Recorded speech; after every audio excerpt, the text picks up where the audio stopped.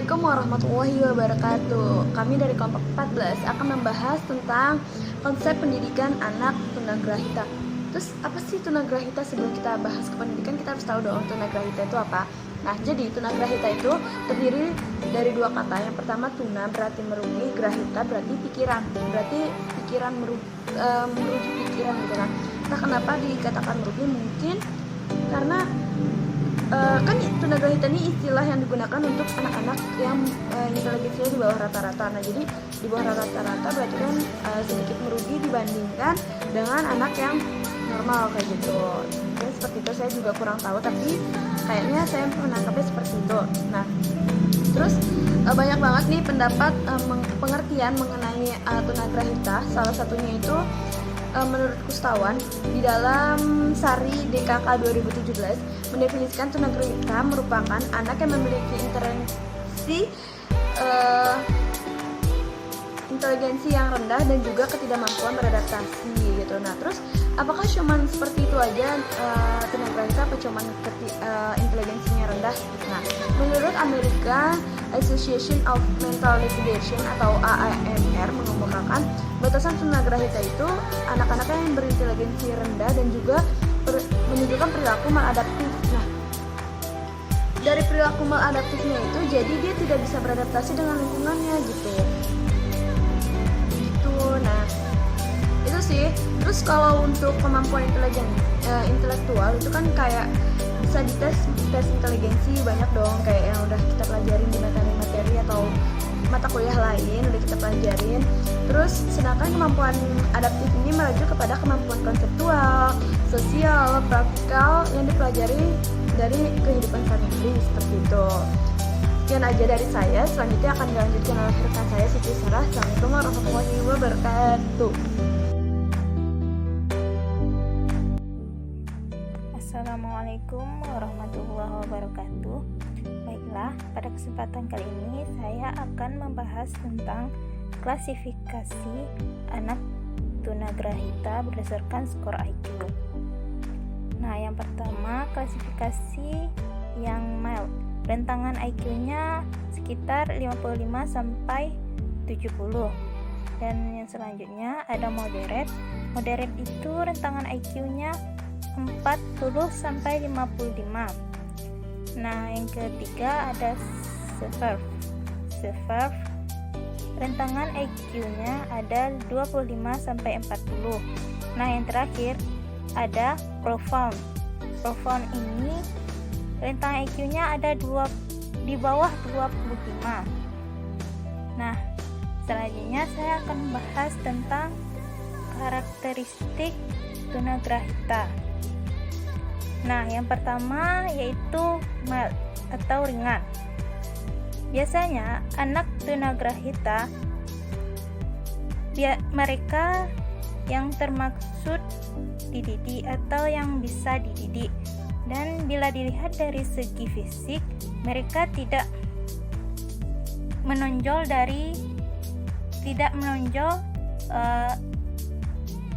kelainan fisiknya dari anak-anak yang lain. Nah, selanjutnya yaitu karakteristik anak cacat mental, moderate atau menengah. Adalah mereka yang digolongkan sebagai anak yang mampu dilatih,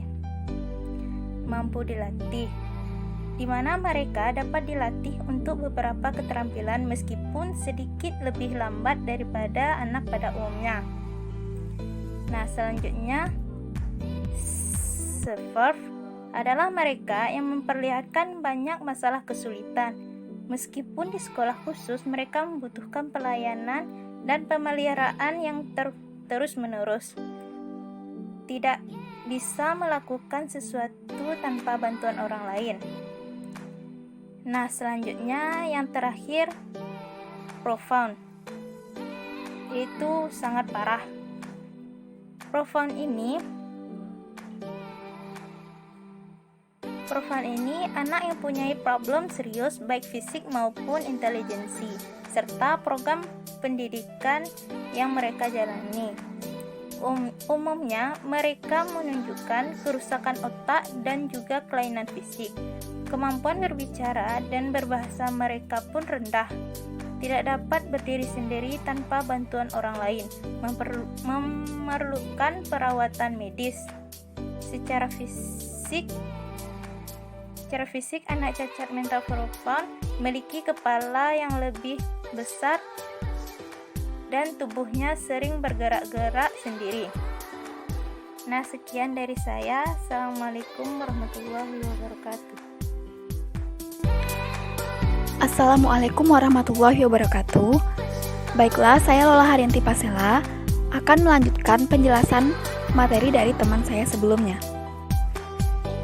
yaitu penyebab keterbelakangan mental dan proses identifikasinya.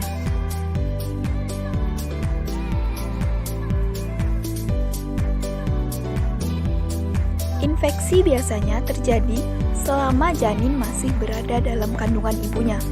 Dan infeksi biasanya tidak terjadi secara langsung, namun lewat penyakit-penyakit yang dialami oleh ibu selama mengandung. Tunagrahita juga dapat disebabkan karena terjadinya trauma pada beberapa bagian tubuh, khususnya pada otak ketika bayi dilahirkan. Metabolisme dan gizi merupakan hal yang penting bagi perkembangan individu, terutama perkembangan sel-sel dalam otak. Jika metabolisme dan kebutuhan gizi tidak terpenuhi, akan mengakibatkan terjadinya gangguan fisik maupun mental pada individu. Kerusakan pada otak pada masa perinatal dapat disebabkan oleh trauma mekanis, terutama pada kelahiran yang sulit.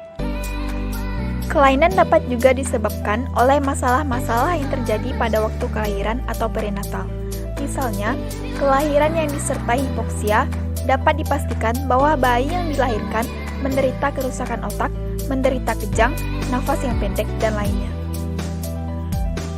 Faktor keturunan juga dapat menyebabkan terjadinya kelainan, karena kelainan tersebut diturunkan dari orang tua kepada anaknya. Penyebab tunagrahita pada saat kelahiran adalah kelahiran prematur. Karena adanya masalah pada kelahiran seperti kekurangan oksigen dan kelahiran yang dibantu oleh alat-alat dokter yang beresiko pada anak dan menimbulkan trauma pada Berbagai penelitian melaporkan bahwa anak tunagrahita banyak ditemukan pada daerah yang memiliki tingkat sosial ekonomi yang rendah. Hal ini disebabkan ketidakmampuan lingkungan memberikan stimulus yang diperlukan selama masa-masa perkembangannya. Untuk mengukur tingkat kecerdasan dapat dilakukan tes intelijensi pada anak. Biasanya, para praktisioner lebih memilih tes individual daripada tes kelompok, karena tes individual lebih mampu mendeteksi dan lebih akurat. Pengukuran keterampilan adaptif dapat diperoleh melalui orang tua atau mereka yang familiar dengan anak. Instrumen ini biasanya meminta orang tua, guru, dan para profesional lain untuk menjawab pertanyaan-pertanyaan yang berkaitan dengan kemampuan anak menunjukkan keterampilan adaptifnya, seperti komunikasi, merawat diri, keterampilan sosial, fungsi akademis, dan waktu luang. Sekian materi dari saya.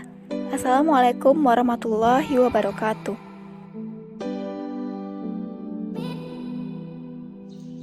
Materi selanjutnya, dampak gangguan dan aspek perkembangan. Permasalahan penyandang cacat itu juga sudah termasuk tunagrahita. Bukan hanya lagi sekedar masalah medis yang menyangkut penderita dan keluarganya, namun sudah mencakup ke wilayah yang lebih kompleks seperti dari segi medis, psikologis, sosial ekonomi, pendidikan, dan pekerjaan. Segi pendidikan, yang pertama itu ada pendidikan inklusif. Pendidikan ini disarankan untuk siswa yang mengalami keterbelakangan mental diberikan kurikulum yang menekankan kemampuan praktisnya sesuai usia. Usia di sini itu bukan usia mental. Pendidikan inklusif ini ada 3 fitur. Fitur yang pertama yaitu instruksi sistematis, yaitu pemberian respon cepat setelah stimulus responnya berupa verbal, gestur, fisik, dan modeling. Kemudian fitur yang kedua itu instruksi nyata atau yang sebenarnya. mengajarkan kemampuan tentang kehidupan sehari-hari. Kemudian fitur yang ketiga itu pengukuran tingkah laku fungsional atau FBA, serta dukungan terhadap tingkah laku positif atau PBS. Ini berguna untuk membantu mengurangi atau menghilangkan tingkah laku siswa keterbelakangan mental yang tidak baik, misal menggigit atau memukul. Kemudian instruksi dalam kelas inklusif itu seperti yang pertama buat tujuan dan prioritas. Kemudian yang kedua adaptasi bahan atau materi. Kemudian yang ketiga adaptasi instruksi. Kemudian yang keempat berkomunikasi dengan keluarga. Yang kelima adaptasi evaluasi. Yang keenam gunakan kurikulum khusus untuk anak-anak tersebut. Kemudian keahlian yang harus dimiliki guru untuk mengajar anak tunagrahita.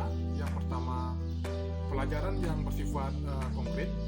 Kemudian metode mengajar individual. Kemudian pengulangan pembelajaran hendaknya berkelanjutan agar anak tersebut bisa menjadi paham. Kemudian tangan menunjuk syarat akademik yang tinggi. Selanjutnya kata-kata yang digunakan mudah dipahami. Kemudian jangan menunjukkan sikap menakuti anak sehingga anak tersebut jadi kurang percaya sama kita. Kemudian itu isi pelajaran dibuat semenarik mungkin untuk menarik anak.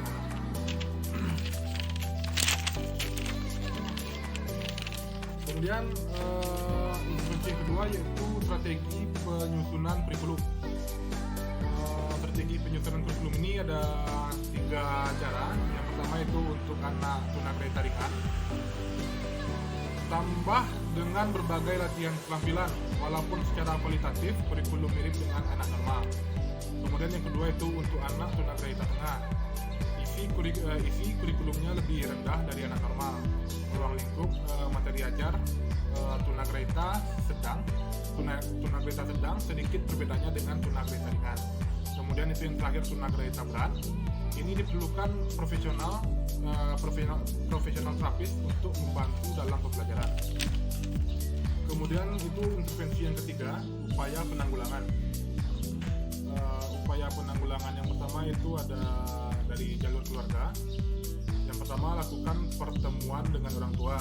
Kemudian guru secara berkala mengunjungi dan melatih orang tua agar orang tua tersebut paham dan bisa untuk mengajarkan kepada anak tersebut. Kemudian mother child group, membawa anak usia prasekolah bersama ibunya. Yang pertama, orang tua harus memperhatikan dan memberikan saran yang tepat. Kemudian strategi belajar yang tepat. Kemudian orang tua dan guru bekerja sama. Yang terakhir itu hubungan saudara kandung juga diperhatikan. Kemudian itu ada jalur sekolah. Jalur sekolah itu menyediakan fasilitas yang baik, kemudian memperluas kesempatan belajar. Kemudian yang ketiga itu jalur masyarakat. Jalur masyarakat itu seperti ceramah, seminar atau yang lainnya. Kemudian mencerdaskan lapangan kerja yang sesuai. Kemudian meningkatkan penyesuaian sosial. Dan terakhir itu dari jalur organisasi. Di organisasi ini diperlukan tim ahli.